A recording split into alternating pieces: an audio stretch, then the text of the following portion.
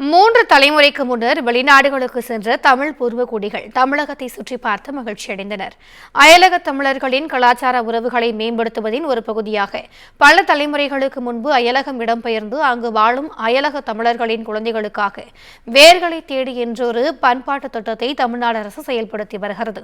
இத்திட்டம் மூலம் அயலகத்தில் வாழும் தமிழர்களின் குழந்தைகள், இளைஞர்களை தமிழ்நாடு அரசு செலவில் தமிழ்நாட்டிற்கு வரவழைத்து அவர்கள் தமிழ் மற்றும் தமிழரிடம் பெருமிதங்களை உணரும் வகையில் தமிழ்நாட்டின் வரலாற்று சிறப்புமிக்க இடங்களுக்கு ஒரு பண்பாட்டு பயணம் மேற்கொள்ள நடவடிக்கை எடுக்கப்பட்டு வருகிறது.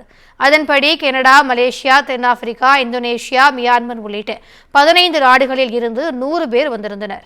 அவர்களை தஞ்சை மாவட்டம் கல்லணை பெரிய கோவிலை சுற்றி பார்த்து மகிழ்ச்சி அடைந்தனர். இந்த அனுபவம் குறித்து பேசிய கனடா நாட்டைச் சேர்ந்த இளம்பெண், தமிழர்கள் வரலாற்றை தெரிந்து கொண்டது சந்தோஷமாக இருந்ததாக குறிப்பிட்டுள்ளார். நான் கனடா டொராண்டோவிலிருந்து வந்திருக்கிறேன்.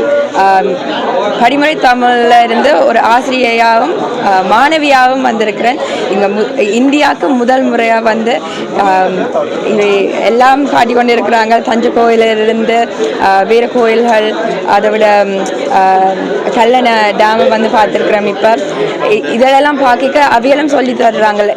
இந்த இடங்களுக்கு என்ன முக்கியத்துவம் இருக்குது நாங்களும் கற்றுக்கொள்கிறோம். அதை விட இவ்வளோ பேரோட இவ்வளோ நாடுகளிலிருந்து பிள்ளைகள் வந்து எல்லாரும் ஒரு குடும்பமாக சேர்ந்து இந்த விஷயங்கள் எல்லாம் பார்த்து கொண்டு வரைக்க எல்லாரையும் அக்கா அண்ணாண்டு எல்லாம் கூப்பிட்டு கொண்டு சேர்ந்து வரைக்க அதுவே ஒரு சிறப்பான ஒரு எக்ஸ்பீரியன்ஸாக இருக்குது எங்களுக்கு.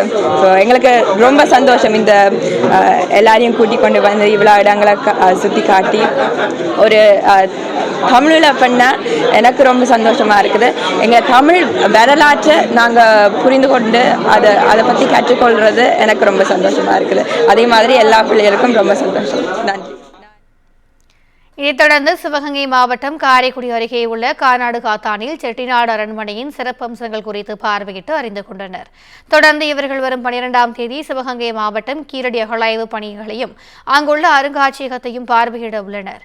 இதனிடையே புதுக்கோட்டை மாவட்டத்தில் உள்ள சித்தன்னவாசல் சுற்றுலா தலத்தில் பழங்காலத்தில் சமண துறவிகள் மேற்கொண்ட வாழ்வியல் குறித்தும் சித்தன்னவாசலில் உள்ள மூலிகை ஓவியங்கள் குறித்தும் சுற்றுலா குழுவினர்களுக்கு எடுத்துரைக்கப்பட்டது.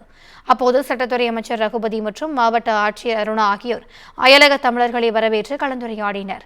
அதனைத் தொடர்ந்து அவர்களுக்கு அமைச்சர் நினைவு பரிசுகளையும் வழங்கினார்.